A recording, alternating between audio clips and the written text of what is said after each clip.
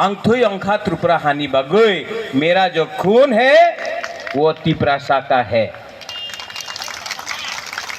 इस प्रोग्राम से पहले अगरतला में एक मीटिंग हुआ। NLFT रिटर्नीज, रॉयल बोरॉक आर्मी, अपना NLFT का जो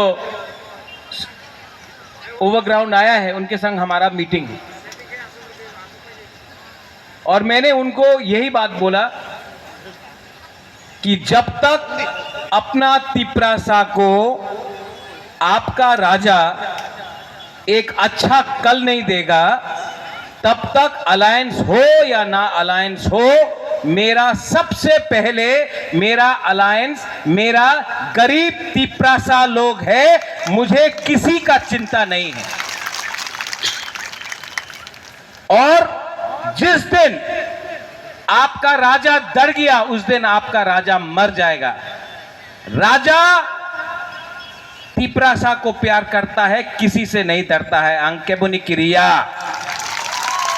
अंकेबुनी क्रिया। और जो लोग आपका बुबागरा को समझ नहीं सकता है, बुबागरा नो सिनी आंखो, ओ बुबागरा सरेंडर हो गया, ओ बुबागरा डर गया। नहीं डरा भाई। आज भी मैं तिपरासा के लिए दिल्ली में फाइट कर रहा हूं। अगर अग्रीमेंट सिर्फ करना होता